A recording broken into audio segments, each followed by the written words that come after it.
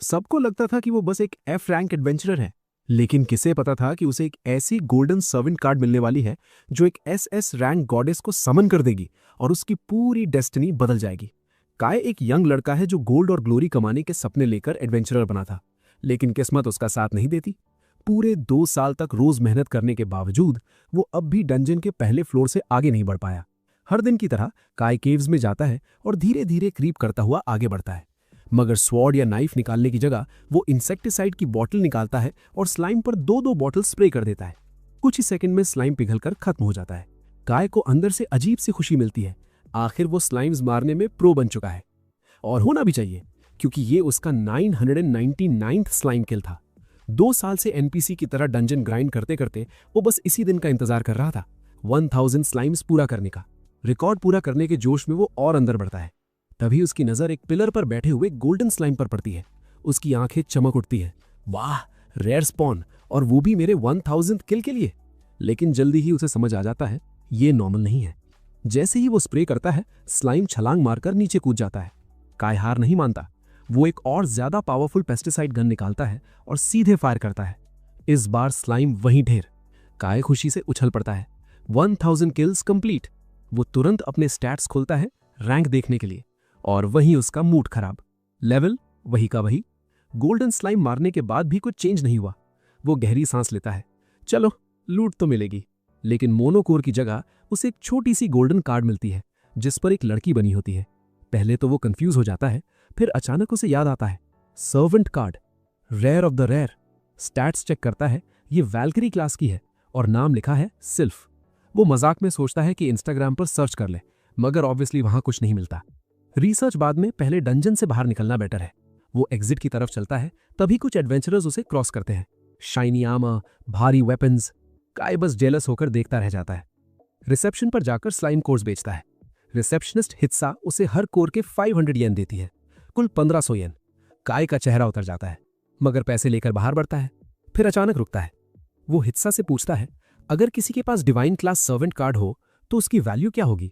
हित्सा सोचती है, फिर कैजुअली बोलती है, कलेक्टिबल होगी, इजीली 1 अरब येन से ऊपर।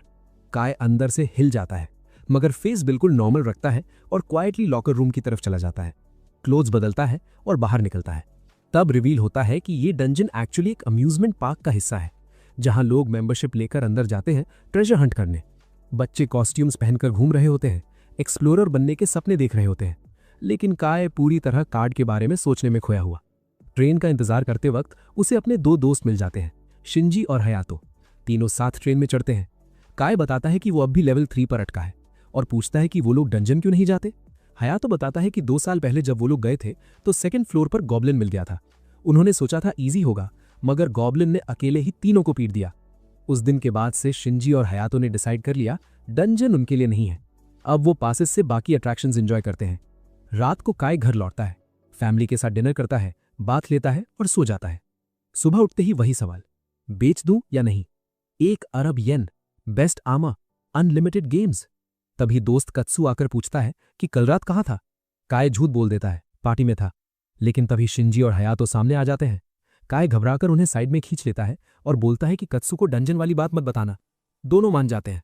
लेकिन जब कत्सु पूछता है कि पार्टी में क्या किया, एक बोल देता है बोलिंग, दूसरा बोल देता है क्रैक, तीसरा बोल देता है हुकर्स। काय का चेहरा उड़ जाता है। कत्सु समझ जाता है कि कुछ तो गड़बड़ है। पूछता है कि क्या फिर डंजन गया था? काय समहाउ बच निकलता है। स्कूल में वो दोस्तों से पूछता है, अगर सर्वेंट कार्ड मिले तो क्या करोगे? सब एक साथ बेच देंगे। बाहर समन भी नहीं कर सकते, वर्थ बहुत है।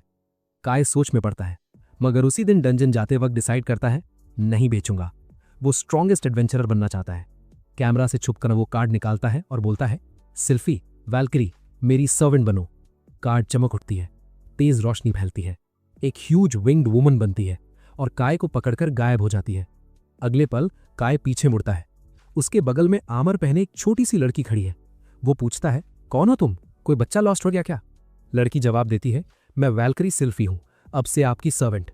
काय वहीं गिर जाता है। उसके सारे ड्रीम्स टूट जाते हैं। काश कार्ड भेजती होती। फिर खुद को संभालता है और बोलता है, चलो स्लाइम हंट करते हैं। सिल्फी बोलती है कि वो नियर बाय महसूस कर सकती है। काय उसे लीड करने देता है और वो स्ट्रेट स्लाइम की तरफ बढ़ जाती है। काय चौंकता है, तुम उसे मार सकती हो? सिल्फी नॉड करती है और आगे निकल जाती है। काई को ऑनेस्टली उस छोटी सी लड़की से ज्यादा उम्मीद नहीं थी, लेकिन जैसे ही सिल्फी ने लाइटनिंग अटैक कॉन्जर किया, पूरा केव गूंज उठा। एक पल के लिए काई को लगा कि कहीं पूरी गुफा ही कोलैप्स न हो जाए। वो उसके पास जाता और पूछता है कि क्या वो ठीक है, मगर सिल्फी ब्लश करने लगती है और बोलती है कि उसे भूख लगी है, कुछ खाने का मन है। काई तुरंत याद करता है कि सर्वेंट्स मोनोकोर्स खाते हैं, तो वो स्लाइम का मोनोकोर उसे खिला देता है। सिल्फी उसे थैंक्स बोलती है और कैजुअली जोड़ देती है कि पास में और भी स्लाइम्स हैं। काई पूछता है कि क्या उसकी ताकत वापस आ गई है। सिल्फी सिर हिलाती है और आगे बढ़ने लगती है, लेकिन काई उसे रोक लेता और पूछता है, क्या तुम सिर्फ स्लाइम्स ही डिटेक्ट कर सकती हो? सिल्फी तुरंत बोलती है कि नहीं, वो हर तरह के मॉन्स्टर्स को महसूस कर सकती है। बस हर लड़ाई के बाद उसे भूख लगती है और मोनोकोर खाना पड़ता है। काई दिमाग में हिसाब लगाता है और रियलाइज करता है कि अगर सिल्फी ही सब मार देगी तो उन्हें कमरी कुछ नहीं होगी। तो वो एक प्लान बनाता है। वो सिल्फी से कहता है कि बस स्लाइम्स ट्रैक करे और वो खुद स्प्रे बॉटल से उन्हें एक एक करके खत्म करेगा। सिल्फी खुशी खुशी एग्री कर जाती है। ये तरीका एक्चुअली परफेक्ट निकलता है। स्लाइम्स ढूंढना ही सबसे बड़ा काम था और अब काई सीपर गार्गेट्स तक जाकर चीप इंसेक्टिसाइड से उन्हें न्यूट्रलाइज कर सकता था। काफी स्लाइम्स मारने के बाद अचानक उसे लेवल अप का ग्लो दिखता है, लेवल 4, और साथ में एक नया passive skill, slime slayer. Slimes के खिलाफ स्टैट्स में 50% बूस्ट। काई थोड़ा सा डिसअपॉइंटेड होता है, मगर सिल्फी उसका मूड ठीक करती है। बोलती है कि स्किल मिलना अपने आप में अचीवमेंट है। काई उसकी तरफ देखकर मुस्कुराता है, थैंक्स कहता है और बोलता है कि अब घर चलना चाहिए, काफी देर हो गई है। सिल्फी पूछती है कि क्या वो उसे फिर जल्दी समन करेगा। काई प्रॉमिस करता है कि जितनी जल्दी हो सके बुलाएगा और उसे सर्वेंट कार्ड में वापस भेज देता है। वो रिसेप्शन पर जाकर मोनोकोर्स बेचता है। हित्सू शॉक्ड हो जाती है। वो बोलती है कि उसने आज का स्लाइम एक्सटर्मिनेशन रिकॉर्ड ही तोड़ दिया है और पूछती है कि उसने ये सब कैसे किया। काई कैजुअली बोल देता है कि बस किस्मत अच्छी थी और अपना 1,50,000 येन लेकर बाहर निकल जाता है। उस रात वो सोचता है कि अब सेकंड फ्लोर ट्राई करना चाहिए। हाँ, गॉब्लिन्स डरावने हैं, लेकिन सिल्फी इतनी स्ट्रांग है कि शायद वो उनके साथ उन्हें हरा सकता है। उसी रात उसे चाइल्डहुड का सपना आता है। वो टीवी के सामने बैठा है कत्सू के साथ, और रिपोर्टर कत्सू के डैड का इंटरव्यू ले रहा है, जो फेमस एडवेंचरर थे। वो सीन काई के दिल में आग लगा देता है। वहीं से उसने डिसाइड किया था कि वो भी एडवेंचरर बनेगा। अगली सुबह काई नई कन्विक्शन और कॉन्फिडेंस के साथ उठता है। वो सिल्फी के साथ सेकंड फ्लोर की तरफ निकलता है, साथ में नया स्वॉर्ड और शील्ड जो उसने पैसे से खरीदे थे। उसने मन बना लिया था, एक एक करके सारे डंजन्स क्लियर करेगा और दुनिया का सबसे फेमस एडवेंचरर बनेगा। वे केव में घुसते हैं। थोड़ा आगे चलते हैं, तभी सिल्फी रुक जाती है। वो काई से पूछती है कि क्या सब ठीक है, क्योंकि वो बहुत पेल दिख रहा है और बुरी तरह कांप रहा है। काई अंदर से डरा हुआ है, मगर झूठ बोल देता है कि बस एक्साइटेड है। लेकिन जैसे ही सिल्फी बोलती है कि पास में गॉब्लिन है, काई इंस्टेंटली घूमकर भागने लगता है। सिल्फी कंफ्यूज हो जाती है, क्या कर रहे हो? काई फिर झूठ बोलता है कि उसे घर पर अर्जेंट काम याद आ गया है। तभी उसे टीवी वाला इंटरव्यू याद आता है, कत्सू का डैड, और वो रुक जाता है। वो लकड़ी की तलवार पकाता है और सिल्फी से बोलता है कि रास्ता दिखाओ। जल्दी उन्हें एक गॉब्लिन मिलता है जो बड़े से पत्थर के पीछे सो रहा होता है। काई इतना डरा होता है कि कुछ नहीं कर पाता, तो सिल्फी से कहता है कि क्या वो उसे मार सकती है। सिल्फी स्पेल चैंट करने ही वाली होती है कि गॉब्लिन जाग जाता है, लेकिन तभी काई बीच में कूद पड़ता है और बोलता है कि उसने मन बदल लिया है, बस सिल्फी बैकअप में रहे। वो गॉब्लिन की तरफ रश करता है, मगर तलवार खाली हवा में जाती है। गॉब्लिन पलटकर अटैक करता है और काई को गिराने की कोशिश करता है, मगर काई आखिरी पल में शील्ड से रोक लेता है। दोनों थोड़ी देर स्ट्रगल करते हैं, फिर धीरे धीरे उसे पीछे धकेल देता है और गॉब्लिन गिर पड़ता है। काई मौका देखकर तलवार लेकर दौड़ता है, लेकिन गॉब्लिन फिर ब्लॉक कर देता है, तलवार छीन लेता है और उस पर कूद पड़ता है। काई पीछे गिरता है, अब बिल्कुल डिफेंसलेस। तभी उसे स्प्रेज याद आते हैं। वो झट से निकालकर गॉब्लिन की आंखों में स्प्रे कर देता है। गॉब्लिन अंधा हो जाता है। काई तलवार उठाकर हमला करने जाता है, मगर पत्थर से ठोकर खाकर गिर पड़ता है और एक्सीडेंटली गॉब्लिन की चेस्ट में तलवार घुस जाती है। मॉन्स्टर वहीं मर जाता है। सिल्फी बहुत खुश होती है और काई को कांग्रेचुलेट करती है। काई मैना क्रिस्टल उठाता है, बस इस बात से खुश कि वो जिंदा है। फिर golden glow, level up again. वो स्टैट्स देखता है, नया स्किल मिलता है। काई फिर हाफ हैप्पी हाफ अनॉयड, मगर सोचता है स्किल तो स्किल है। वे अंदर बढ़ते हैं। एक और गॉब्लिन अटैक करता है। सिल्फी बैरियर बना लेती है और काई परफेक्ट टाइमिंग से तलवार चला देता है। तीसरे गॉब्लिन को वो फिर स्प्रे से ब्लाइंड करके मार देता है। सिल्फी उसे अगले दुश्मन तक खींच लेती है। काई सिर पर वार करके चौथे गॉब्लिन को भी गिरा देता है। लेवल 6। चलते चलते काई पूछता है कि क्या सिल्फी को डंजन्स के बारे में कुछ पता है। वो सिर हिलाती है, उसे कुछ नहीं पता, बस इतना कि उसका काम अपने मास्टर की मदद करना है। आखिरी गॉब्लिन अटैक करता है। सिल्फी लाइटनिंग से उसे खत्म कर देती है। काई उसे मैना कोर खिला देता है और बाहर निकलते हैं। रिसेप्शन पर क्रिस्टल्स देता है, फिर वही झूठ, बस लक था। घर पहुंचते ही शरीर इतना झुकता है कि वो बिस्तर से हिल भी नहीं पाता। सुबह कत्सू के साथ स्कूल जाते वक्त वो समझ जाता है कि काई डंजन गया था। काई फिर झूठ बोलता है कि जिम में वर्कआउट किया था।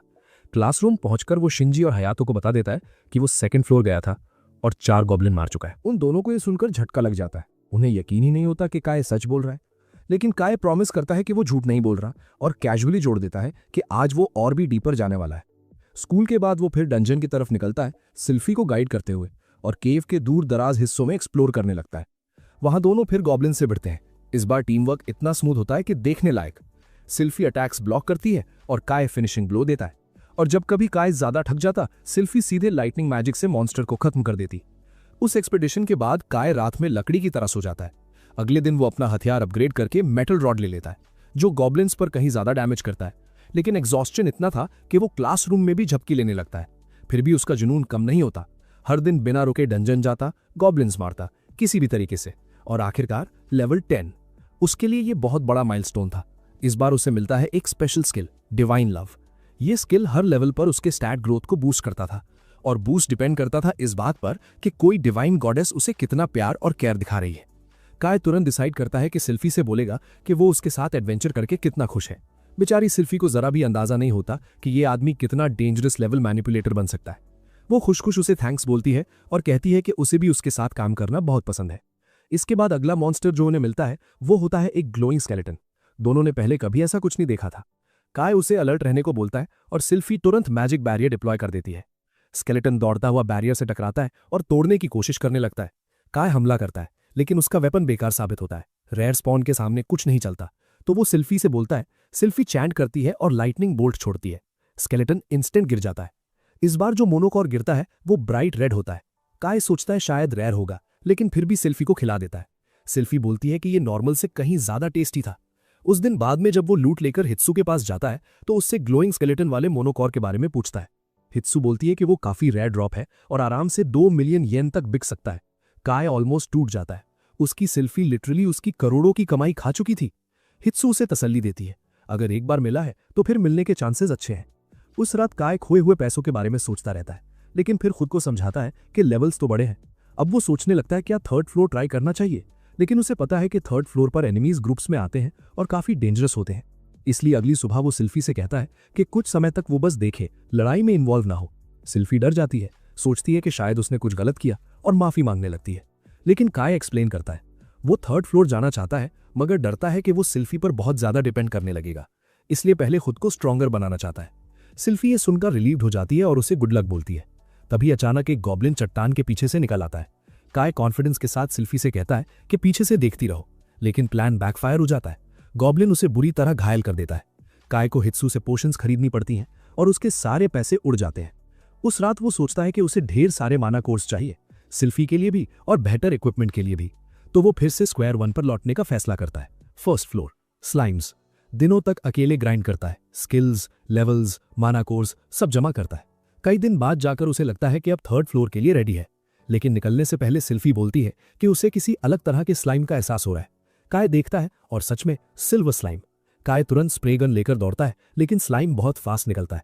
सिल्फी पहले से रेडी रहती है, लाइटनिंग मारती है और स्लाइम गिर जाता है। लेकिन सरप्राइज ये होता है कि उससे एक और सर्वेंट कार्ड गिरती है। काय शॉक्ड रह जाता है। कार्ड उठाकर देखता है, डीमन रैंक, सर्वेंट का नाम लूज। काय सिल्फी की तरफ देखता है, वो विजिबली अपसेट लग रही होती है।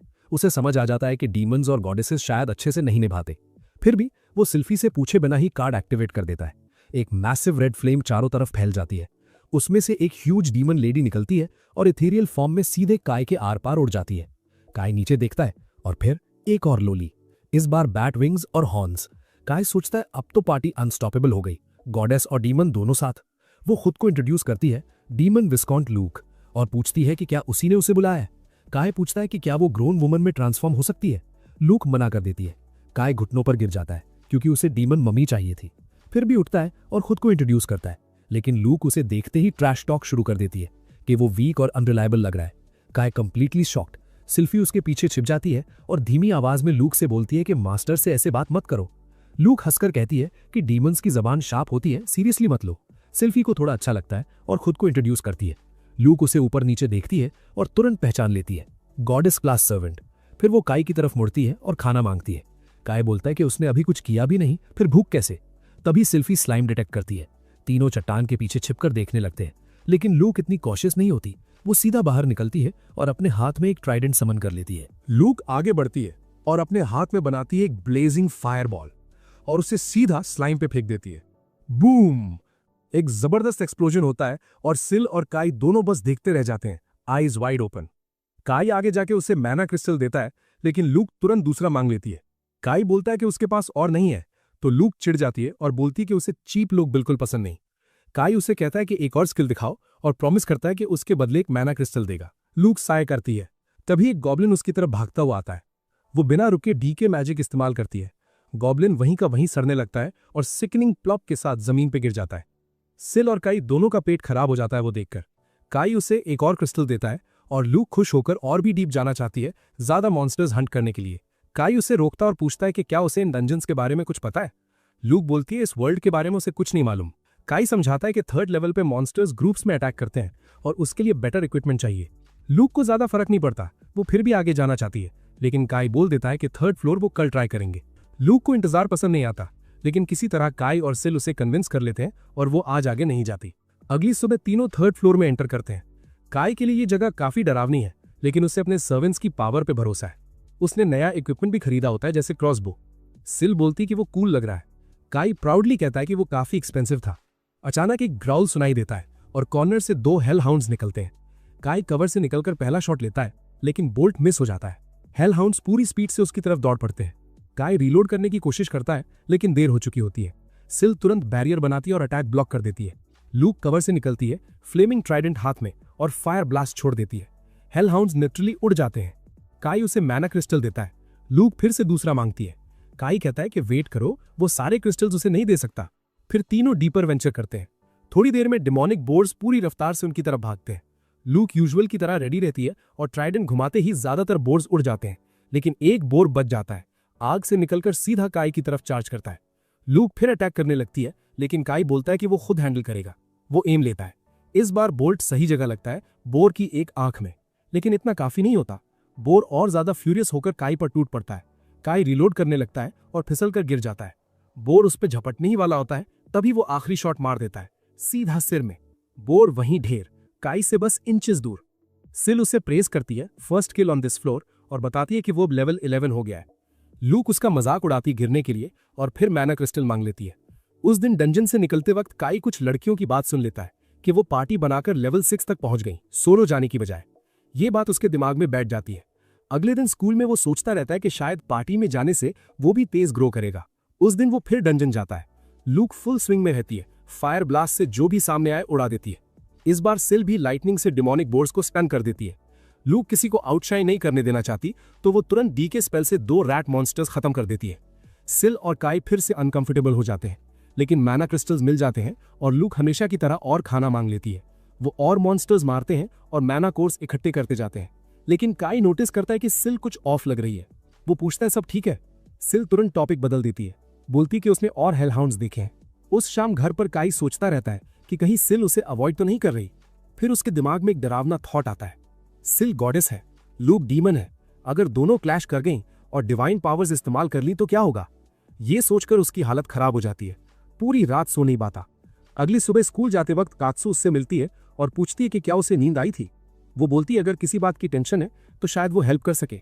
ये सुनकर काई थोड़ा इमोशनल हो जाता है और अपने दोस्तों को स्केपगोट बनाकर स्टोरी बना देता है। वो कहता है कि शिंजी की 2 फीमेल फ्रेंड्स हैं, एक स्वीट है और दूसरी थोड़ी हार्श, और दोनों आपस में नहीं बनाती। कात्सु कंफ्यूज हो जाती है और पूछती है क्या उन लड़कियों ने खुद बोला है कि वो एक दूसरे को पसंद नहीं करती? अगर नहीं तो सीधे पूछ लो। काई डिसाइड करता है कि आज वो यही करेगा। वो डंजन में सिर्फ सिल को समन करता है।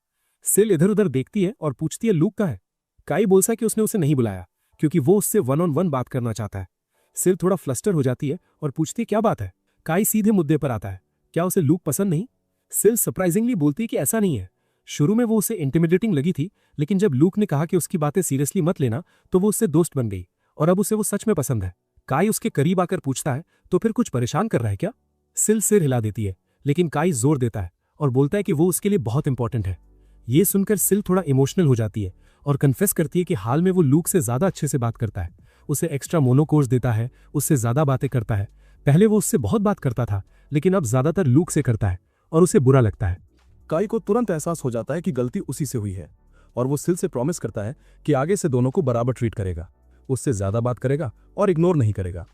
थोड़ी ही देर में वो अपनी बात साबित भी कर देता है। वो ल्यूक और सिल दोनों को डबल मोनोकोर्स देता है और साथ ही सिल की तारीफ करता है कि उसकी क्विक थिंकिंग ने उसकी जान बचाई थी। लेकिन तभी ल्यूक बोल पड़ती है, अरे मेरी ऐसे तारीफ क्यों नहीं की?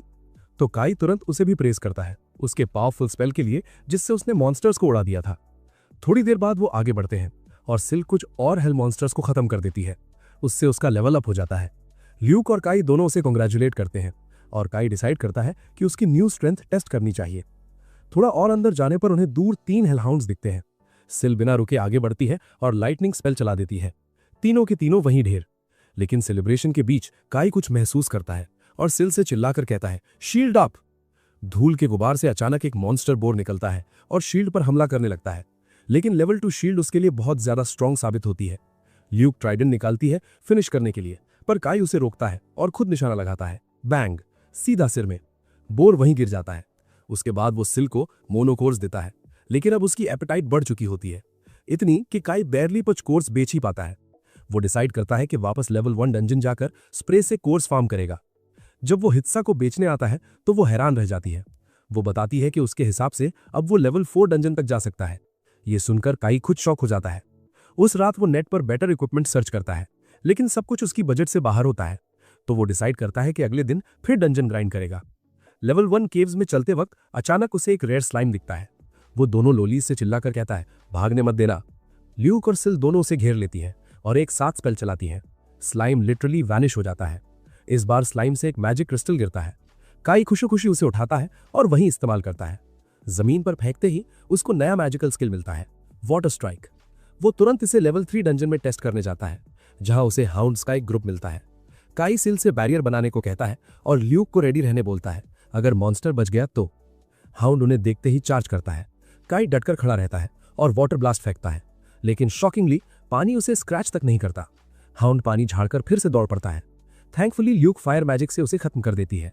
सिल काई को चीयर अप करती है कि मैजिक यूज करना ही बड़ी बात है, लेकिन काई खुश नहीं होता और घर लौटकर सोचने लगता है कि इस स्किल को बेहतर कैसे इस्तेमाल करें। अगले दिन वो फिर डंजन जाता है, सिर्फ वाटर बॉल प्रैक्टिस करने। पहली बार वो दीवार पर स्लो पानी मारता है, बस दीवार गीली होती है। एक बार स्पेल डालने में ही वो थक जाता है, फिर भी प्रैक्टिस जारी रखता है। दूसरी बार वो पूरी ताकत से वाटर बॉल शूट करता है। वो और सिल खुश हो जाते हैं, लेकिन ल्यूक अनइम्प्रेस्ड रहती है। 2 स्पेल्स में ही काई की एनर्जी खत्म हो जाती है और वो वहीं गिर जाता है। घर जाकर वो सीधा बिस्तर पर गिर पड़ता है। नींद में उसे बचपन का सपना आता है, जहां वो टीवी पर कत्सू के डैड को देख रहा होता है और वही उसे एडवेंचरर बनने का सपना दिखाता है।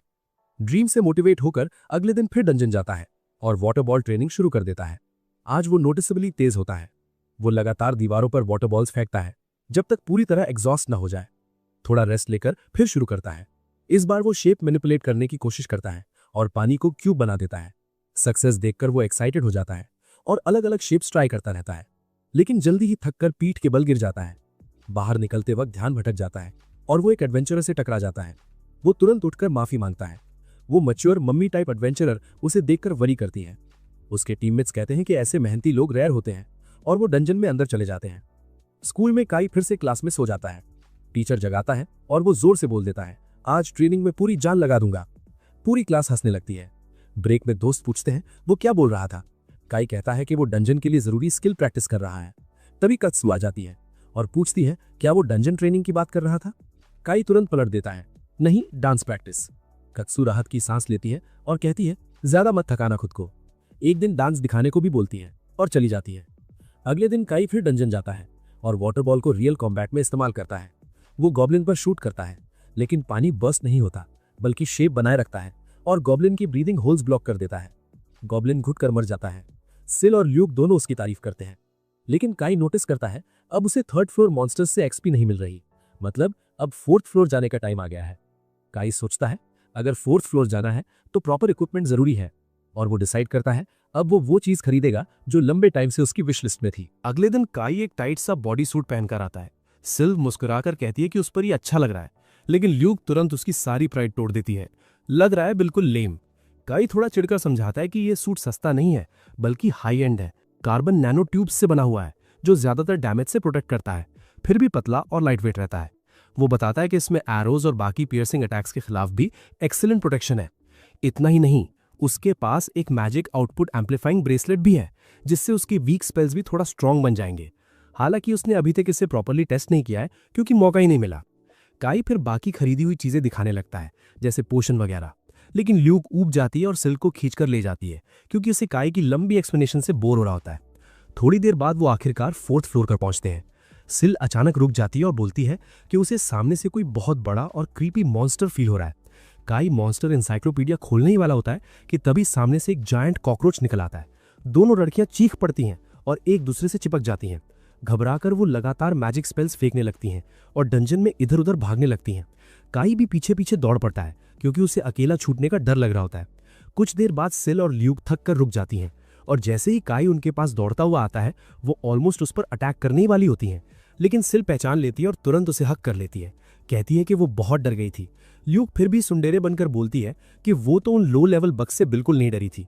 सिल फिर काई से माफी मांगती है कि उसे छोड़कर भाग गई और यहां तक कह देती है कि वो उसे स्कोल्ड भी कर सकता है, लेकिन काई बस हल्के से मुस्कुराता है और बोलता है कि वो नाराज नहीं है क्योंकि उनकी रैम्पेज की वजह से 4th फ्लोर रिकॉर्ड टाइम में क्लियर हो गया।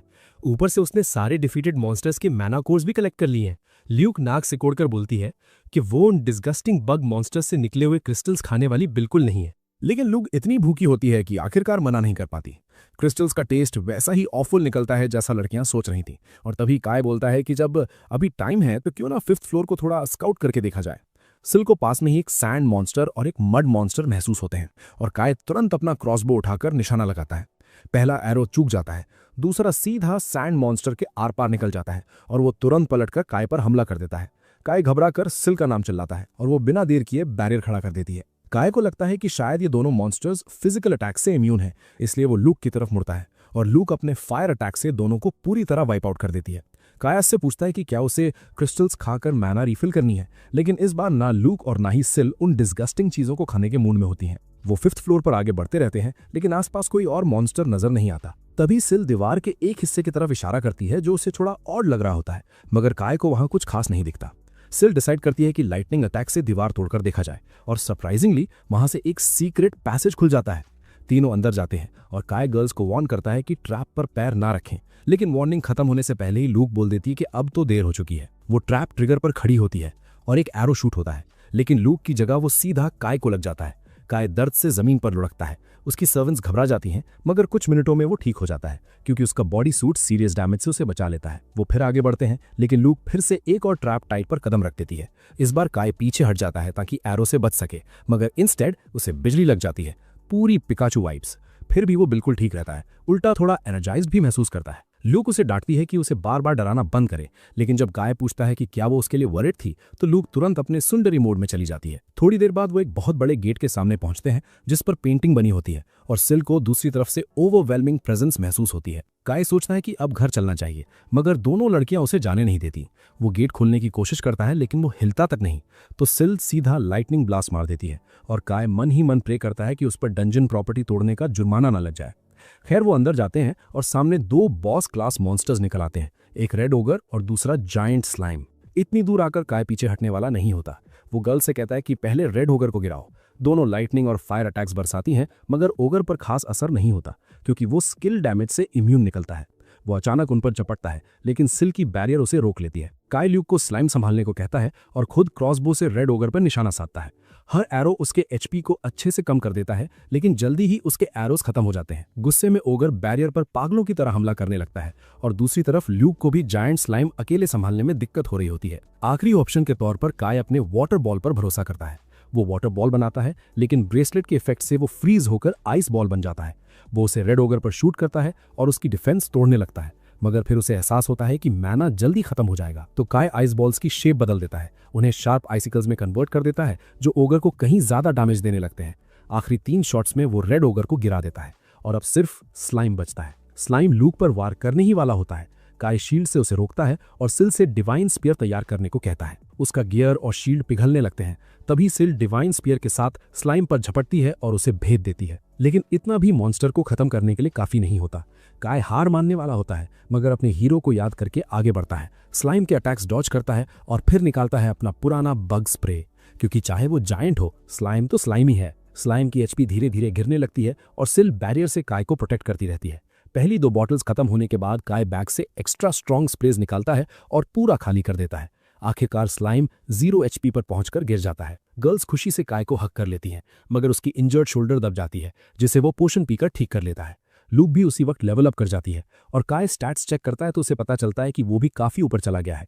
वो मैना कोर्स कलेक्ट करता है और रेड ओगर का कोर देखकर खुश हो जाता है। ये अच्छा पैसा दिलाने वाला है। स्लाइम का कोर ढूंढते वक्त उसे इंस्टेड एक रेयर ग्रेड मैजिक स्वॉर्ड मिलती है जो ज्यादा स्टेक नाइफ जैसी लगती है। बाद में काया रेड ओगर का कोर हित्सा के पास ले जाता है। वो पूछती है कि उसे ये कहाँ मिला और काया उसे 5th फ्लोर के हिडन डंजन और बॉस फाइट की पूरी कहानी सुना देता है। हित्सा कहती है कि गिल्ड तुरंत डंजन की जांच करवाएगी और ये भी बताती है कि रेड मैना कोर बहुत महंगा बिकेगा। काया खुश हो जाता है। फिर हित्सा उसे एक और गुड न्यूज़ देती है। अगले हफ्ते होने वाले इवेंट में शामिल होने को कहती है जहां ग्रुप बनाकर 7th फ्लोर क्लियर करने की कोशिश की जाएगी। अगले हफ्ते काय इवेंट में जाता है और वहां उसे वही 3 लड़कियां मिलती हैं। उनकी लीडर अपना नाम एरी बताती है, पिंक कैट गर्ल मिकू होती है और तीसरी हिकारी। काय भी अपना इंट्रो देता है और सोचता है कि शायद वो सब सेम पार्टी में होंगे। जल्द ही सारे पार्टिसिपेंट्स 7th फ्लोर जाने वाली लाइन में लग जाते हैं। काय को एरी और उसकी टीम के साथ पैर किया जाता है। टेलीपोर्ट होने से पहले वो सब हाथ पकड़ते हैं और अगले ही पल 7th फ्लोर की तरफ भेज दिए जाते हैं। उनके पैरों के नीचे एक मैजिक सर्कल बनता है और पलक झपकते ही वो लोग 7th फ्लोर पर पहुंच जाते हैं। काई हल्की सी हंसी के साथ लड़कियों से कहता है कि अभी वो सच में नर्वस था, क्योंकि ये उसका सिर्फ दूसरा मौका था ट्रांसफर गेट इस्तेमाल करने का। पिछली बार उसने इसी से सरफेस पर वापसी की थी। आगे बढ़ते बढ़ते लड़कियां भी बता देती हैं कि ये उनका भी पहला ही अनुभव है। एडवेंचर एसोसिएशन का एक एम्प्लॉय उन्हें सही रास्ता दिखाता है और सामने ही हंटर्स के लिए बना हुआ एक छोटा सा कन्वीनियंस स्टोर नजर आ जाता है। काई ढेर सारा सामान खरीद लेता है और बैकपैक में भरते भरते उनसे पूछता है कि क्या उन्हें कुछ नहीं लेना। एरी अपनी छोटी सी बैग दिखाती है और काई तुरंत पहचान जाता है, ये तो मैजिक पाउच है जिसकी कीमत न्यूयॉर्क के 2 BHK फ्लैट जितनी होती है। लड़कियां कैजुअली बोल देती हैं कि ये उनके पेरेंट्स ने दिलाया है और काई के दिमाग में एक ही बात घूम जाती है, अरे ये तो रिच फैमिलीज से है। इतना सब हो जाने के बाद वो 7th फ्लोर में आगे बढ़ते हैं जहां मुख्य मॉन्स्टर्स गोलम्स होते हैं। अचानक उन्हें कुछ लोग सामने से आते दिखते हैं। पास आने पर पता चलता है कि ये डंजन को मेंटेन करने वाली स्टाफ है जो जगह को साफ सुथरा रखती है। थोड़ी देर बाद काई अपना लेवल रिवील करता है, मैं अभी लेवल 16 पर हूँ, और एरी से पूछता है उसका लेवल। एरी बताती है कि वो लेवल 18 पर है, जबकि हिकारी और मिकू दोनों लेवल 15 पर है, लेकिन हिकारी का माना काफी ज्यादा है क्योंकि वो मैजिक यूजर है। तभी अचानक पत्थरों के गिरने की आवाज आती है। सब पलटकर देखते हैं और फ्लोटिंग स्टोन्स इकट्ठा होकर एक गोलम बना लेते हैं। एरी तुरंत लीड लेती है और स्पीयर से उस पर टूट पड़ती है। कुछ ही स्ट्राइक्स में वो उसे गिरा देती है और काई अंदर ही अंदर इंप्रेस हो जाता है कि उसे बैकअप तक नहीं चाहिए था। लेकिन तभी एक ब्रॉन्ज गोलम सामने आता है और अब हिकारी की बारी होती है शाइन करने की। वो अर्थ वेव नाम का स्पेल इस्तेमाल करती है जो गोलम को जड़ कर देता है। इसके बाद मिकू अपना सर्वेंट समन करती है, एक विंड एलिमेंट वीजल, जो गोलम पर टूट पड़ता है और विंड ब्लेड्स बरसाने लगता है। जब गोलम डिस्ट्रैक्ट होता है, हिकारी एक पावरफुल फायरबॉल मारती है, उसे पिघला देती है और एरी फिनिशिंग ब्लो लगा देती है। काई मुड़कर उनकी गर्ल पावर की तारीफ करने ही वाला होता है कि तभी उसकी नजर हिकारी और मिकू के पीछे खड़े आयरन गोलम पर पड़ती है।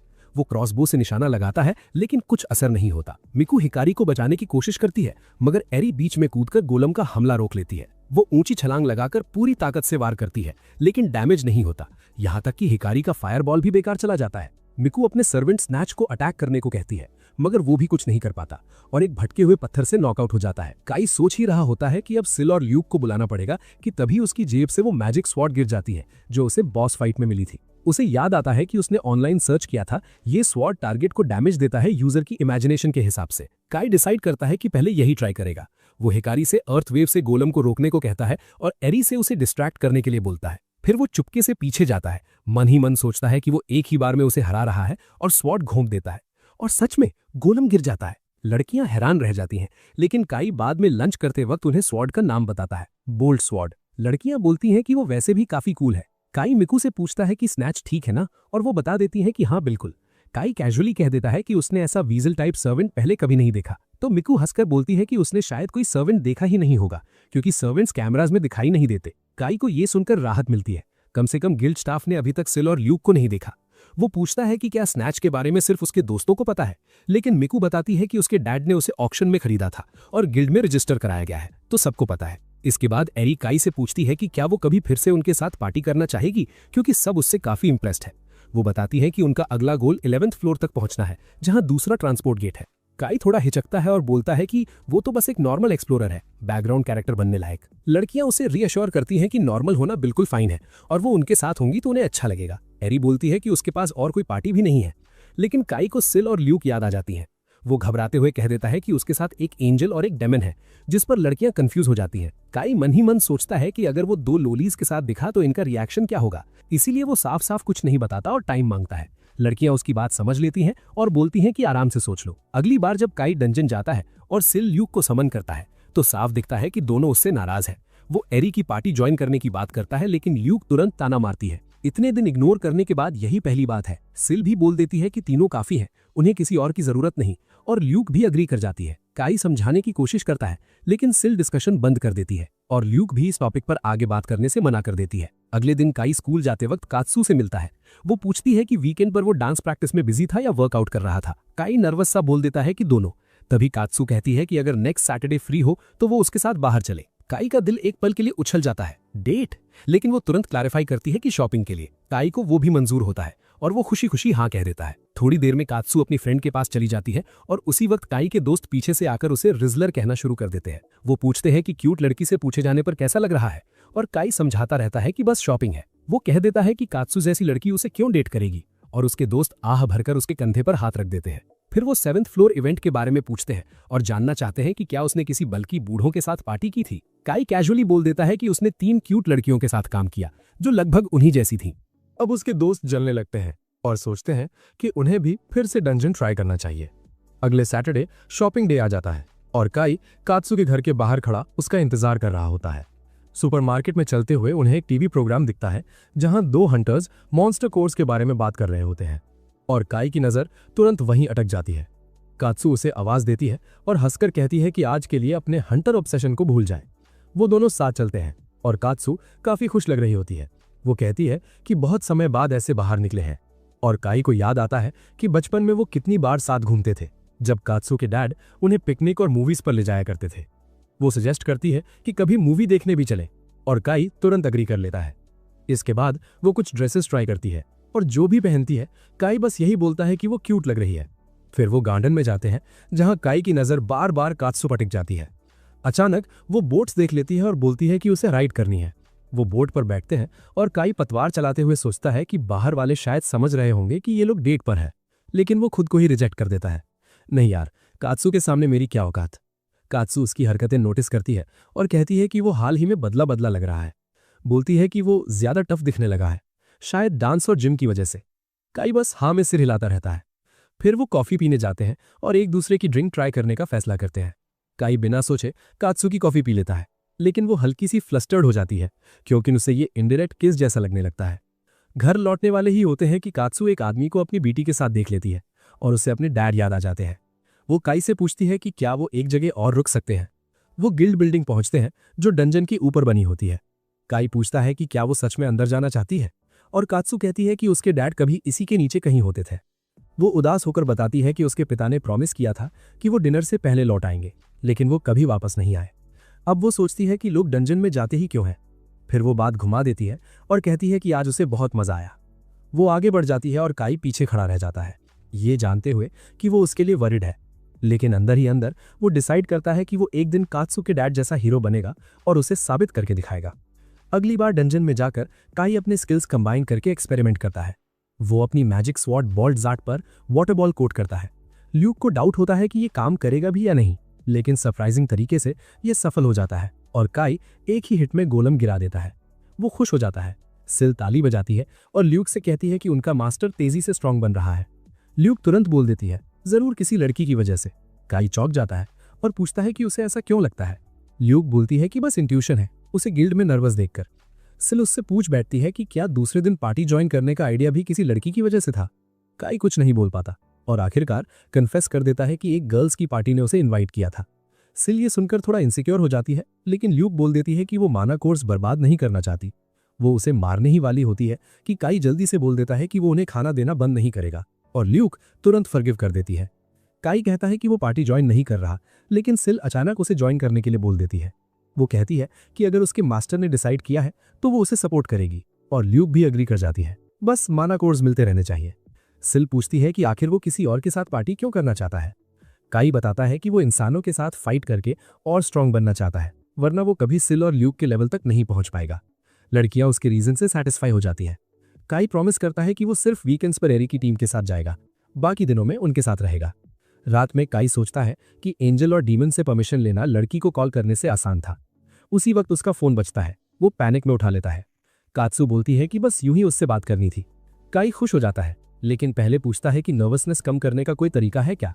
वो रीजन पूछती है और काई अपने दोस्तों को स्केपगोट बनाकर कह देता है कि वो किसी लड़की को कॉल करना चाहते हैं लेकिन घबरा रहे हैं। कात्सू उसे बताती है कि कैसे वो एक बार स्टेज पर पियानो बजाने से डर गई थी और उसके डैड ने जबरदस्ती उसके चेहरे पर स्माइल बना दी थी। काई बोलता है कि वो भी ट्राई करेगा। कात्सू उसे गुड नाइट बोलकर कॉल काट देती है। काई सोचता है उसने कॉल किया ही क्यों था। फिर वो ज्यादा नहीं सोचता और एरी को कॉल करता है, जो अपने फैमिली डोजो में प्रैक्टिस कर रही होती है। वो उसके कॉल का इंतजार ही कर रही थी। काई बताता है कि वो सिर्फ वीकेंड्स पर पार्टी ज्वाइन कर सकता है और एरी कहती है कि वैसे भी वीकेंड्स पर ही डंजन जाते हैं तो सब ठीक है। अगले सैटरडे काई फिर से गर्ल्स के साथ 7th फ्लोर पहुंचता है। स्टोन गोलम्स हमला करते हैं और काई लीड लेता है। हिकारी और मीकू को सपोर्ट के लिए बोलता है। हिकारी जमीन की मैजिक से 2 गोलम्स रोक लेती है और मीकू अपना सर्वेंट स्नैच बुलाकर तीसरे को डिस्ट्रैक्ट कराती है। काई इस मौके पर अपनी स्वॉर्ड को वाटर बॉल से इंचांट करता है। आइस स्वॉर्ड बनाकर एक ही हिट में गोलम गिरा देता है। दूसरा गोलम उस पर हमला करता है, वो डॉज करता है और उसे भी एक हिट में खत्म कर देता है। उधर स्नैच विंड ब्लेड से एक को गिरा देता है और एरी भी एक डिफीट कर देती है। लड़कियां पूछती हैं कि उसने मैजिक कब सीखी और उसका वाटर स्पेल स्वॉर्ड जैसा क्यों था। काई बोलता है कि उसे बस एक वाटर स्पेल आता है, बस हाल में एक्सपेरिमेंट कर रहा है। एरी कहती है कि उसका आइस ब्लेड और कमांड इंप्रेसिव थे और वो यकीन नहीं कर पा रही कि ये उसका पहला ग्रुप फाइट है। काई बात घुमाने के लिए एरी की तारीफ करता है और वो बताती है कि उसने बचपन से ट्रेनिंग की है। तभी काई का पेट जोर से ग्राउल करता है और वो लंच ब्रेक मांग लेता है। उसके सरप्राइज के लिए लड़कियों के मैजिक पाउचेस में पूरा किचन सेटअप होता है और वो डंजन के बीच फिश फ्राई और स्टेक ग्रिल करने लगती हैं। रात को घर लौटकर काई सोचता है कि एरी और उसकी फ्रेंड्स की जनरेशनल वेल्थ तक वो कभी नहीं पहुंच पाएगा। लेकिन ज्यादा इंपॉर्टेंट ये है कि एरी ने next day 8th floor explore करने का प्लान किया है। 8th फ्लोर में एक्वाटिक मॉन्स्टर्स और पानी भरा टेरेन होता है, इसलिए काई एक एक्सपेंसिव लाइफ जैकेट खरीद लेता है क्योंकि उसे तैरना नहीं आता। वहां पहुंचते ही स्नैच एक पूल में मॉन्स्टर डिटेक्ट करता है। एक सैलमेंडर बाहर निकलता है और काई पर एसिड थूक देता है। उसकी कॉस्टली लाइफ जैकेट पिघल जाती है। काई ऑलमोस्ट रोते हुए रिफंड मांगता है, लेकिन सैलमेंडर फिर एसिड थूक देता है और उसे बस डॉज करना पड़ता है। इसी वक्त मीकू काई की दी हुई क्रॉसबो से उसे शूट कर गिरा देती है, क्योंकि काई तो अब वो इस्तेमाल ही नहीं कर रहा था। काई उससे पूछता है कि क्या उसने पहले कभी क्रॉसबो चलाया है, लेकिन वो कैजुअली जवाब देती है कि उसने जिंदगी में पहली बार उसे पकड़ा था और फिर भी फर्स्ट ट्राई में ही हेडशॉट लग गया। थोड़ी देर बाद वो और भी वाटर टाइप मॉन्स्टर्स से टकराते हैं और ज्यादातर समय भागते भागते लड़ते रहते हैं। एक स्क्विड मॉन्स्टर काई को पॉन्ड में फेंक देता है और उसे देखकर वो पैनिक करने लगता है क्योंकि उसे तैरना नहीं आता। लेकिन एरी उसे डांटते हुए कहती है कि इतना ड्रामा मत कर, पानी गहरा भी नहीं है। जब तक काई अपनी एम्बैरेसमेंट से उभरता है तब तक हिकारी स्क्विड को रोस्ट कर चुकी होती है। इसके बाद कुछ फ्लाइंग ट्यूना मॉन्स्टर्स पानी से छलांग लगाकर हमला करते हैं। काई अपने मोनोगन से फायर करता है और लड़कियां भी अपने वेपन से मछली जैसे मॉन्स्टर्स की संख्या कम करती जाती हैं। थोड़ी देर में काई की एमो खत्म हो जाती है और वो देखता है कि एरी कितनी आसानी से अपने लॉन्ग हैंडल्ड ब्लेड से मॉन्स्टर्स काट रही है। तो वो अपनी आइस सॉर्ड को उसी तरह का शेप देता है और फिश मॉन्स्टर्स पर टूट पड़ता है, लेकिन हर स्लैश उसके माना का बड़ा हिस्सा खा जाता है। लड़कियां भी नोटिस करती हैं कि काई कितनी स्मूथ तरीके से फाइट कर रहा है, मगर जैसे ही आखिरी मॉन्स्टर गिरता है काई का माना पूरी तरह खत्म हो जाता है और वो वहीं गिर पड़ता है। जब उसकी आंख खुलती है तो वो खुद को एरी की गोद में पाता है और घबराकर उठ बैठता है। वो तुरंत माफी मांगता है और कहता है कि वो ठीक है। हैरानी की बात यह होती है कि उसका एमपी पूरा भर चुका होता है और एरी बताती है कि उसने बेहोशी में उसे माना पोषण पिला दिया था। काई बोलता है कि वो तो एक्सपेंसिव रहा होगा, लेकिन वो मुस्कुराकर कहती है कि पार्टी मेंबर्स के लिए इतना तो चलता है। फिर एरी उसके पहले वाले फाइटिंग स्टाइल की बात करती है और काई एडमिट करता है कि उसने उसे देखकर ही वो तरीका अपनाया था। अभी वो आगे कुछ कहते उससे पहले स्नैच सबको वार्न करता है कि कोई बेहद पावरफुल मॉन्स्टर पास आ रहा है। सब अलर्ट हो जाते हैं और तभी पानी से एक विशाल डायनासोर टाइप मॉन्स्टर बाहर निकलता है। काई घबरा जाता है और कहता है कि डायनासोर्स तो नॉर्मली डीप फ्लोर्स में मिलते हैं। काई और लड़कियां भागने की कोशिश करते हैं, लेकिन डायनो उनका पीछा करता है। उसके भारी वजन से जमीन टूट जाती है और एग्जिट ब्लॉक हो जाता है। अब कोई रास्ता ना देखकर काई बोलता है कि अगर जिंदा रहना है तो सबको मिलकर फाइट करना पड़ेगा। वो मीकू और हिकारी को दूर से अटैक करने के लिए कहता है, एरी को सामने से प्रेशर बनाने को बोलता है और खुद उसका ध्यान भटकाने की कोशिश करता है। हिकारी की अर्थ मैजिक और स्नैच की विंड ब्लेड्स पानी वाले डायनो पर ज्यादा असर नहीं करती और काई की आइस ब्लेड भी बस हल्का सा डैमेज कर पाती है। गुस्से में डायनो काई पर टूट पड़ता है और काई भागते हुए उसे एरी के सामने लाने की कोशिश करता है। एरी छलांग लगाकर उसके सिर पर स्पीयर मारती है, लेकिन वो भी काफी नहीं होता। मॉन्स्टर जोर से गर्दन झटकता है और उसे दूर फेंक देता है। काई भागकर एरी के पास जाता है और वो बड़बड़ाती है कि वो हीरो बनेगी, लेकिन हथियार पकड़ने की कोशिश करते करते बेहोश हो जाती है। काई उसे संभालते हुए सोचता है कि क्या उसे सिल और ल्यूक को बुलाना चाहिए, क्योंकि दूसरों के सामने रिवील करना रिस्की होगा। लेकिन जब वो देखता है कि मॉन्स्टर अब हिकारी और मीकू की तरफ बढ़ रहा है तो वो हेजिटेट नहीं करता। वो सर्वेंट कार्ड्स निकालता है और अपनी दोनों गर्ल्स को समन कर देता है। डिवाइन और डिमोनिक एनर्जी का तूफान उठता है और सिल और ल्यूक प्रकट हो जाती है। सब स्टन रह जाते हैं, यहां तक कि एरी भी आंख खोलकर उन्हें बनते हुए देख लेती है। काई जल्दी से उनसे माफी मांगता है कि उसने अचानक बुलाया और डायनो को हराने के लिए कहता है। दोनों मिलकर लाइटनिंग और फायर अटैक्स बरसाती हैं और कुछ ही सेकंड्स में मॉन्स्टर गिर जाता है। इसके बाद सिल दौड़कर काई के पास आती है और पूछती है कि कहीं उसे चोट तो नहीं लगी। वो कहता है कि वो ठीक है। तभी ल्यूक आगे आकर बोलती है कि आखिरकार काई औरतों के चक्कर में ही निकला। अचानक मीकू सिल पर झपट पड़ती है क्योंकि उसने इतनी क्यूट एंजल पहले कभी नहीं देखी होती। वो पूछती है कि क्या वो सच में एंजल है। हिकारी ल्यूक को धन्यवाद देती है और डीमन लॉली पर भी फिदा हो जाती है। ल्यूक हमेशा की तरह कूल बनने की कोशिश करती है, मगर हिकारी की सिंसियर नजरों के आगे पिघल जाती है और उसे पास आने देती है। एरी भी उनकी क्यूटनेस से प्रभावित हो जाती है, मगर खुद को संभालते हुए काय से पूछती है कि क्या ये उसकी सर्वेंट्स हैं, और काय हाँ में सिर हिला देता है। बाद में सब डंजन से बाहर निकलते हैं और हिकारी और मीकू को उनके पेरेंट्स लेने आ जाते हैं। जब वो अकेले रह जाते हैं, काय को याद आता है कि कैसे एरी बेहोश होने के बाद भी फाइट में लौटना चाह रही थी और खुद को हीरो कह रही थी। वो इससे उसके बारे में पूछता है और पता चलता है कि उसके डैड ने उसे इंस्पायर किया था ऐसा हीरो बनने के लिए जो मुश्किल हालात में सबको बचाए। काय सोचता है कि शायद वो और एरी एक जैसे हैं। फिर वो उसे अगले वीकेंड अपनी यूनिवर्सिटी के ओपन कैंपस इवेंट में इनवाइट करती है। काय ये बात अपने दोस्तों को बताता है क्योंकि एरी बहुत प्रेस्टीजियस यूनिवर्सिटी में पढ़ती है। दोस्त बोलते हैं कि उन्हें नहीं, कत्सू को इनवाइट कर, क्योंकि वो भी उसी जगह इंटरेस्टेड है और इसे सेकंड डेट मान लो। काय घबरा जाता है, लेकिन कत्सू उसका नाम सुन लेती है और अपनी दोस्त के साथ आकर पूछती है कि क्या वो उसके पीछे बातें कर रहे थे। काय मना करने की कोशिश करता है, मगर दोस्त उसे आगे धकेल देते हैं। वो नर्वसनेस हटाने वाली टेक्निक याद करके कत्सू को ओपन कैंपस इवेंट के बारे में बताता है। पता चलता है कि कत्सू पहले से ही जाने वाली थी और चाहती थी कि काय उसके साथ चले। अगले वीकेंड वो वही ड्रेस पहनती है जो काय ने पिछली बार पसंद की थी। काय कत्सू के दरवाजे के बाहर खड़ा खुद को मेंटली प्रिपेयर कर रहा होता है अपनी अनऑफिशियल डेट के लिए। वो बाहर आती है, हमेशा की तरह क्यूट लग रही होती है। दोनों मेट्रो पकड़ते हैं और काय नर्वस होकर उसके बगल में बैठने की बजाय एक सीट छोड़कर बैठ जाता है। कुछ देर की ऑकवर्ड साइलेंस के बाद वो खुद बोल देती है और उसे पास आने का इशारा करती है, साथ ही टीज करती है कि इतना दूर क्यों बैठा है। काय हड़बड़ाकर पास आ जाता है और उसका हार्मोन ड्रिवन दिमाग सोचने लगता है कि क्या वो उसे अट्रैक्टिव लग रही है, क्या वो सच में उसे पसंद करती है। लेकिन फिर वो खुद को रोक लेता है। ये बस ओपन कैंपस के लिए है, कोई डेट नहीं। उसका फोकस सिर्फ एकेडमी देखने पर है। कत्सू उसकी हालत देख लेती है और बोलती है कि वो नई जगह देखने को लेकर कितनी एक्साइटेड है। उसी वक्त सामने बैठे दो लड़के भी बातचीत में कूद पड़ते हैं और कहते हैं कि वो भी एकेडमी देखने को उत्सुक है। आखिरकार वो शानदार यूनिवर्सिटी पहुंचते हैं और उसकी एलिगेंस और ब्यूटी देखकर दंग रह जाते हैं। कैंपस बेहद विशाल होता है और उसका एंट्रेंस और बिल्डिंग्स दुनिया के बेस्ट आर्किटेक्ट्स ने डिजाइन किए होते हैं। चारों तरफ फैले हुए गार्डन्स स्कूल की मैजिकल वाइब को और भी बढ़ा रहे होते हैं। इवेंट के मेन मीटिंग पॉइंट तक पहुंचने के लिए वो लोग गार्डन से होकर चलते हैं और कत्सू बताते हुए कहती है कि अगली स्प्रिंग में यहाँ सारे पेड़ चेरी ब्लॉसम से भर जाते हैं। बस यही सुनते ही काई फिर से ड्रीम मोड में चला जाता है। वो इमेजिन करने लगता है कि यहाँ कत्सू के साथ चलना कितना क्यूट और ब्यूटीफुल होगा जब वो चेरी ब्लॉसम्स के बीच रास्ते पर दौड़ रही होगी। वो अपने दिल की बात ऑलमोस्ट बोल ही देता है, लेकिन कत्सू उसे वापस रियलिटी में खींच लाती है। फिर वो रजिस्ट्रेशन डेस्क की तरफ बढ़ते हैं और जैसे ही लाइन के आगे पहुंचते हैं, काई अचानक शाय हो जाता है क्योंकि सामने बैठी होती है उसकी डंजन वाली दोस्त एरी।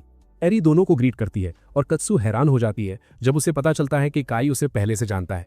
वो कैजुअली पूछ लेती है कि क्या कत्सू उसकी गर्लफ्रेंड है, जिस पर कत्सू लाल पड़ जाती है और वर्ड्स में अटक जाती है। किसी तरह ऑकवर्ड मोमेंट खत्म होता है। रजिस्ट्रेशन के बाद सब कैंपस एक्सप्लोर करने निकल पड़ते हैं और फैसिलिटीज देखने लगते हैं। लेकिन एरी को अंदर ही अंदर फील होता है कि जब काई ने कहा कि कत्सू उसकी गर्लफ्रेंड नहीं है तो उसे थोड़ी राहत मिली, और यही सोचकर वो घबरा जाती है कि कहीं उसे काई के लिए फीलिंग्स तो नहीं आने लगीं। इधर काई के दोस्त उसे एरी के बारे में टीज करने लगते हैं और जब कत्सू सुनती है कि वो डंजन एक्सप्लोरेशन में मिले थे तो उसका मूड थोड़ा ऑफ हो जाता है। वो एरी के खिलाफ कुछ नहीं कहती, बस बात को खत्म करने के लिए काई को याद दिलाती है कि उसने आज डंजन की बातें ना करने का प्रॉमिस किया था, क्योंकि पिछले कुछ महीनों से वही उसकी पूरी दुनिया बनी हुई है। शिंजी और हयाटो मूड चेंज नोटिस कर लेते हैं और काई को अलग ले जाकर जल्दी से समझाते हैं। उन्हें पता है कि वो दोनों लड़कियों की केयर करता है और अगर सावधानी नहीं रखी तो सब मैस हो सकता है। साथ ही वो खुद भी जेलस हो जाते हैं कि काई की लाइफ में इतना कुछ चल रहा है और अपनी डंजन छोड़ने वाली डिसीजन पर पछताने लगते हैं। यूनिवर्सिटी टूर आगे बढ़ता है और पूरा ग्रुप इस एलीट एकेडमी की शानदार फैसिलिटीज देखकर इंप्रेस हो जाता है। कैंपस कितना साफ और वेल मेंटेन्ड है ये भी सब नोटिस करते हैं। शिंजी और हयाटो पहले से जानते हैं कि उनके ग्रेड्स इतने अच्छे नहीं हैं कि यहाँ एडमिशन मिल सके, और काई भी मानता है कि उसके मार्क्स भी अभी इतने नहीं हैं कि वो यहाँ पहुँच पाए, जिसका मतलब है कि शायद उसे किसी और एकेडमी में जाना पड़े और कत्सू से दूर रहना पड़े। ये थॉट उसे डराने लगता है, अकेले रह जाना, कत्सू से अलग होना। तभी वो डिसाइड करता है कि अब वो सच में स्ट्रगल करेगा और पूरी मेहनत से पढ़ाई करेगा ताकि अपने ग्रेड्स को ऑप्टिमल लेवल तक ला सके। उसके दोस्त उसे ट्यूशन फीस भी याद दिलाते हैं जो काफ़ी ज़्यादा है।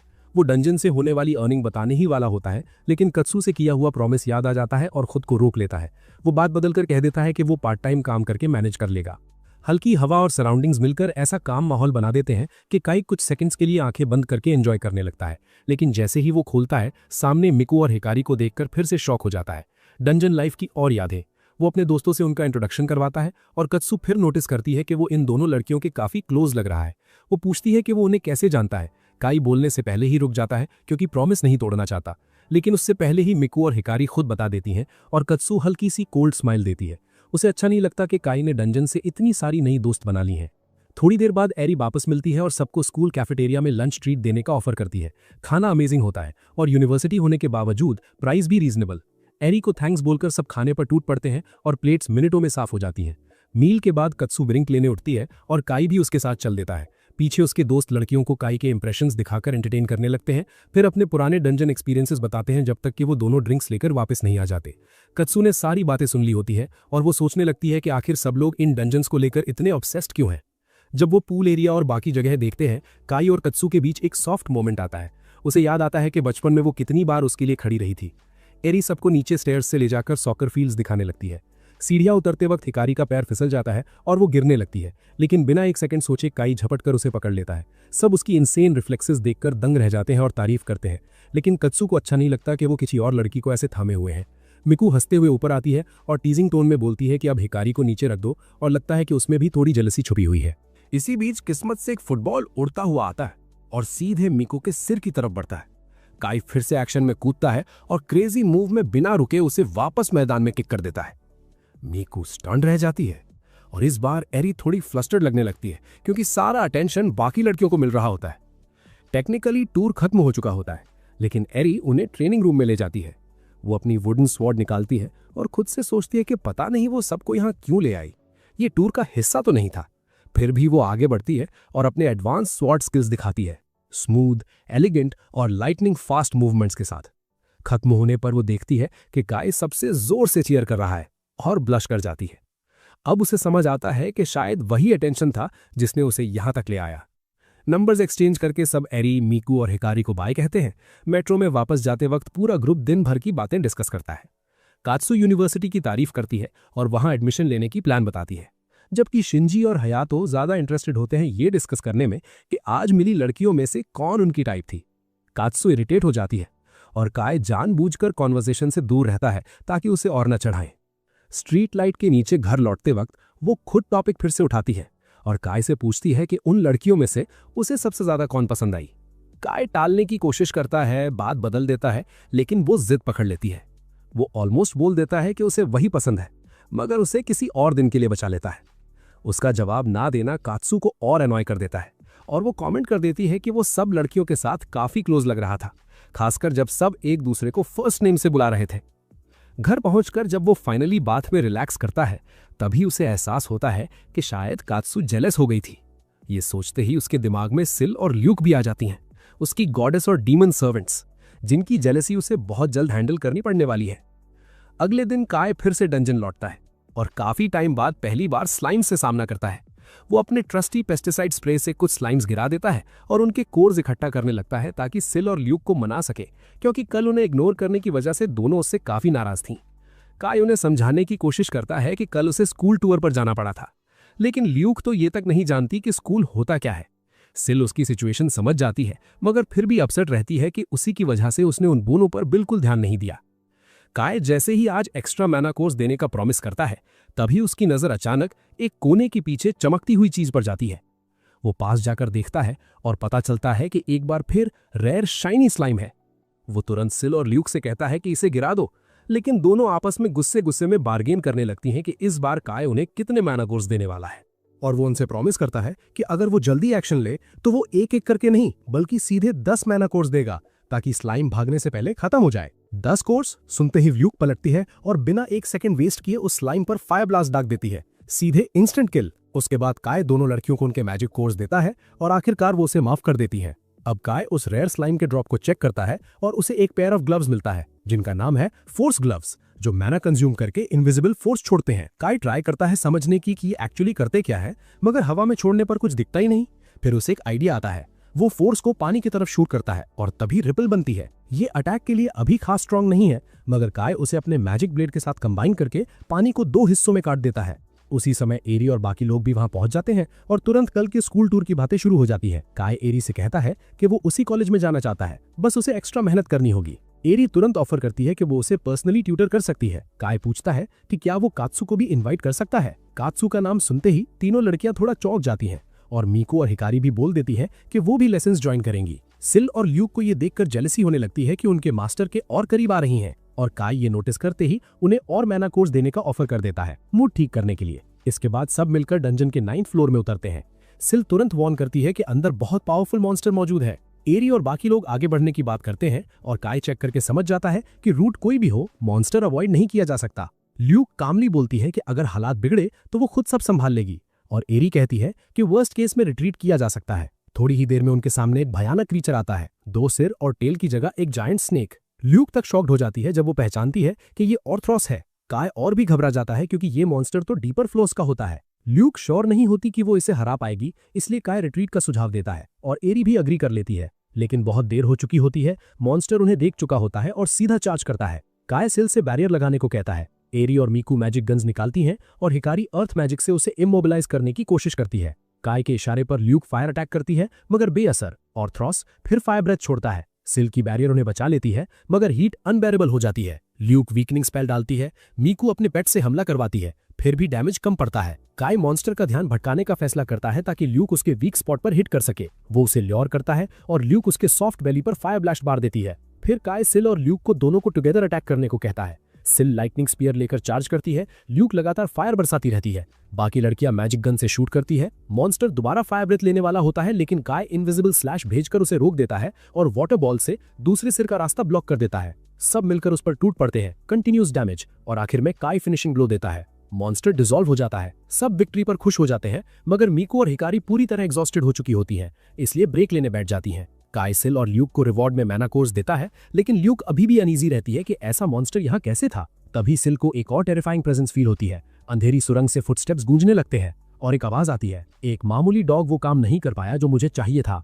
वो बाहर निकलता है। हॉर्न्स और पॉइंटेड ईयर्स देखकर काय समझ जाता है ये डेमन है, और ल्यूक तुरंत कंफर्म कर देती है। सब घबरा जाते हैं कि सरफेस के इतने पास डेमन कैसे आ गया। ल्यूक कहती है कि ये ओपोनेंट बहुत टफ होगा। डेमन आगे बढ़ते हुए बोलता है कि भागना बेकार है, वो सबको यही मार देगा। वो डार्क लाइटनिंग फेंकता है, मगर सिल समय पर बैरियर खड़ी कर देती है। डेमन इंप्रेस हो जाता है और स्वॉर्ड निकालकर अटैक करता है। उसकी स्पीड इतनी इंसेन होती है कि आंख से ट्रैक करना मुश्किल। काय सिल को बैरियर बनाए रखने को कहता है। बाकी सब उस पर हमला करते हैं, लेकिन 0 डैमेज। ल्यूक सजेस्ट करती है कि सिल अटैक करे क्योंकि उसका टाइप एडवांटेज है, मगर काय डर जाता है कि इससे बाकी लोग अनप्रोटेक्टेड हो जाएंगे। एरी उसे भरोसा दिलाती है कि वो संभाल लेंगी। काय सिल और ल्यूक को टुगेदर स्ट्राइक करने का ऑर्डर देता है, फिर भी असर नहीं पड़ता। डेमन सीधा काय पर चार्ज करता है। एरी लास्ट मोमेंट पर उसे बचा लेती है, मगर खुद डार्क पावर से उड़ जाती है। डेमन फिर काय पर टूट पड़ता है।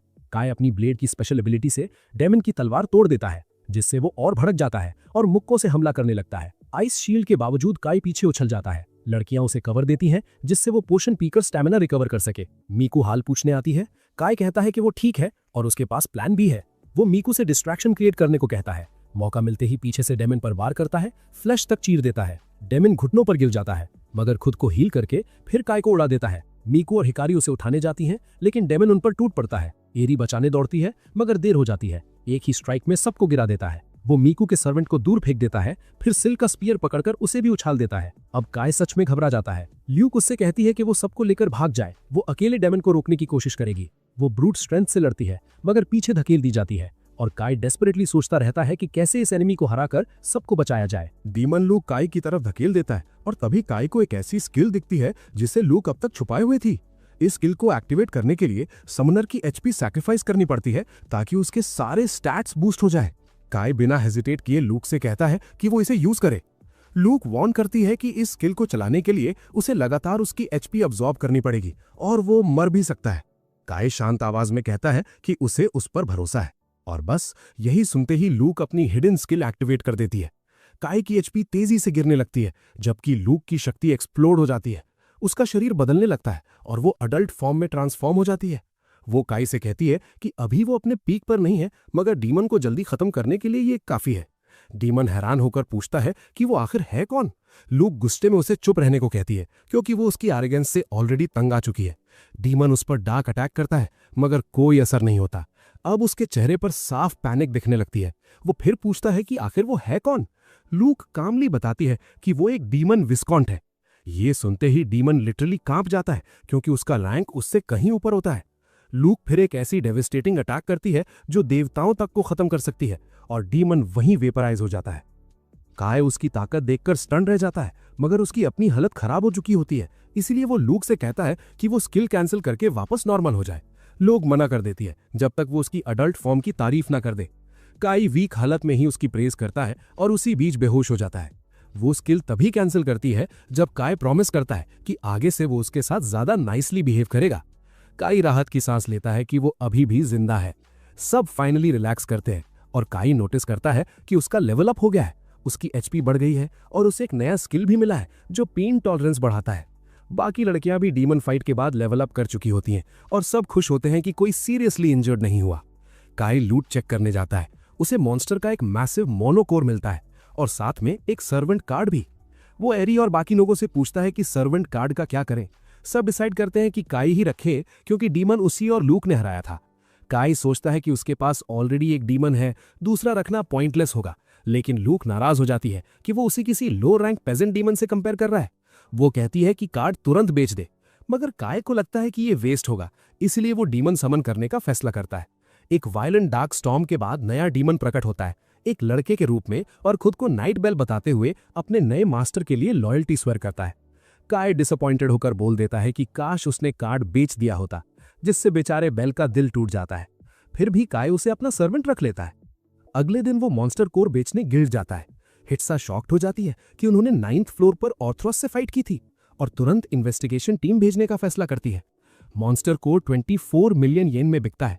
सब सोचते हैं कि काई पूरा पैसा रखे, मगर वो इंसिस्ट करता है कि सब में इक्वली स्प्लिट हो।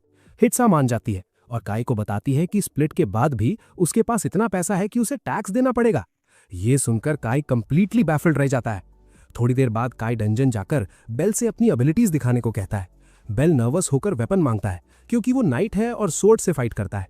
काई पूछता है कि वो सोर्ड साथ नहीं लाया। लूक याद दिलाती है कि उसकी तलवार पहले ही टूट चुकी है। काई बैग खंगालकर उसे अपना पुराना टंगस्टन स्टाफ देने की सोचता है, मगर बेल फिर भी सोर्ड चाहता है। सिल और लूक उसे डांटती हैं कि वो अनग्रेटफुल हो रहा है और आखिर बेल स्टाफ एक्सेप्ट कर लेता है। वो गॉब्लिन से क्लोज कॉम्बैट में लड़कर अपनी स्किल दिखाता है और काय रियलाइज करता है कि बेल उससे स्ट्रॉन्गर है। एरी भी इंप्रेस हो जाती है, मगर लूक बेल को चढ़ाती है कि वो पहले से स्लो हो गया है। बेल घबराकर बताता है कि उसका लेवल रीसेट होकर 1 हो गया है और फिर अचानक रोने लगता है। काई से रिक्वेस्ट करता है कि वो उसे अपने पास रहने दे। वो कहता है कि वो प्रिंसेस सिल और प्रिंसेस लूक की भी सेवा करना चाहता है, जिससे दोनों शॉक्ड हो जाती हैं।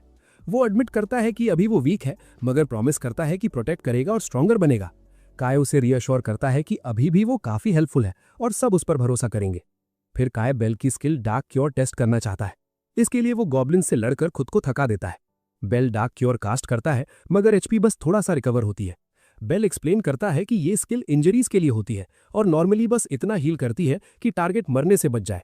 काय डिसअपॉइंटेड हो जाता है क्योंकि वो लूक की डिवॉरिंग स्किल के साथ इसे कंबाइन करने की सोच रहा था ताकि उसकी एचपी लंबे समय तक चले। लूक कहती है कि अभी ट्राई कर लेते हैं, मगर काय घबरा जाता है कि उसके पास ऑलरेडी कम एचपी है। वो पीछे हटता है, तभी पत्थर से ठोकर खाकर हाथ चोट कर बैठता है। बेल तुरंत डार्क क्योर इस्तेमाल करता है और इंजरी सेकंड्स में ठीक हो जाती है। काय अमेज्ड होकर कहता है कि अब वो हीलिंग पोशंस पर बहुत पैसा बचा सकता है। इसके बाद एक गोलेम आता है और एरी वगैरह अपनी न्यू स्किल्स दिखाने का फैसला करती है। हिकारी आइस मैजिक से उसे फ्रीज करती है और फिर एरी एक सिंगल स्लैश में आइस और गोलम दोनों काट देती है।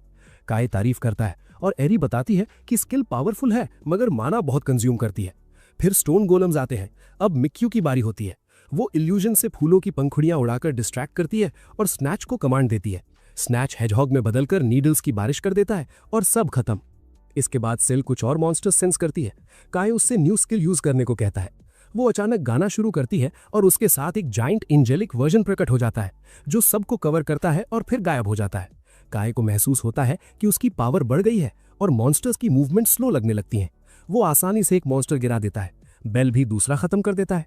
लूक आखिरी पर फायर ब्लास्ट मारती है और नोटिस करती है कि उसका स्पेल भी स्ट्रॉन्गर हो गया है। वो काय से कहती है कि भले ही ये डिवाउरिंग स्किल जितना इंसेन नहीं था, मगर सिल के सॉन्ग से लेवल ग्रोथ साफ महसूस हुई।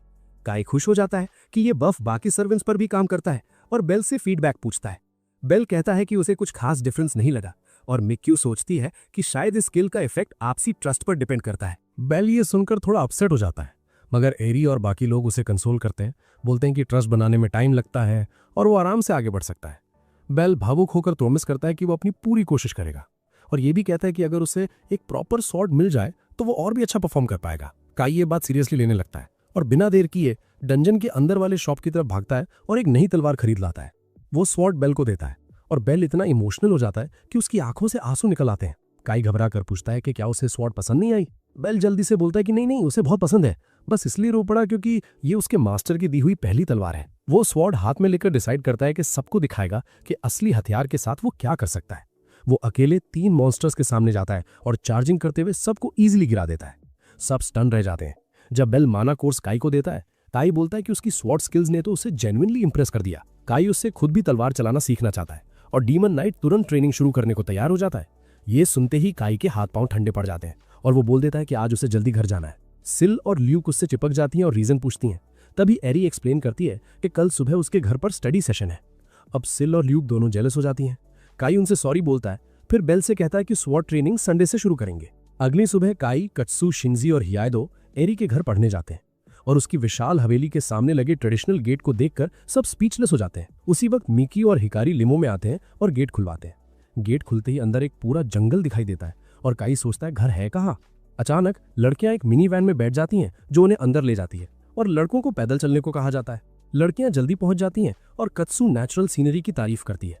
एरी बताती है कि उसका घर जेनरेशन से मार्शल आर्ट्स डोजो रहा है और ऐसा बनाया गया है कि यहाँ रहने वाले लोग फिजिकल, मेंटल और स्पिरिचुअल बैलेंस पा सके। कुछ देर बाद काई, शिंजी और हियाइदो वहां पहुंचते हैं, पूरी तरह थके हुए। एरी हंसते हुए बोलती है कि चलो अब स्टडी सेशन शुरू करते हैं। वो उन्हें डोजो में ले जाती है जिसे लिविंग रूम में कन्वर्ट किया गया है। लड़कियां आराम से बैठ जाती हैं और लड़के जल्दी जल्दी उनके पास जगह पकड़ने की कोशिश करते हैं। काई सबसे लास्ट में बचता है और कत्सू के पास सीट नहीं मिलती। मजबूरी में उसे एरी के बगल में बैठना पड़ता है, जिससे कत्सू थोड़ा डिसअपॉइंटेड हो जाती है। पढ़ाई शुरू होती है, मगर शिंजी और हियाइदो इस मौके पर मिकी और हिकारी से फ्लर्टिंग शुरू कर देते हैं। बोलते हैं कि अगर हेल्प चाहिए तो पूछ लेना। हिकारी थैंक्स बोलती है, मगर कहती है कि वो कत्सू से ही पूछेगी। काई बोल देता है कि वो सेफ हैंड्स में है। कत्सू स्मार्ट है, काइंड है और दूसरों का ख्याल रखना जानती है। उसके दोस्त तुरंत उसकी मिमिक्री करने लगते हैं। कत्सू क्यूट भी है, वगैरह वगैरह। काई फ्लस्टर हो जाता है और अनइंटेंशनली एरी और बाकी लड़कियां भी थोड़ी जेलस हो जाती हैं, जिससे पढ़ाई में फोकस टूट जाता है। एरी सजेस्ट करती है कि चलो वाटरफॉल के पास चलते हैं माइंड क्लियर करने के लिए। सब अग्री कर लेते हैं। शिंजी और हियाइदो भी फोमो में साथ चल पड़ते हैं, लेकिन जैसे ही वो ठंडे पानी के पास पहुंचते हैं, लड़कों को अपनी गलती समझ आ जाती है। एरी और बाकी लड़कियां आराम से वाटरफॉल के नीचे खड़ी रहती हैं काफी देर तक।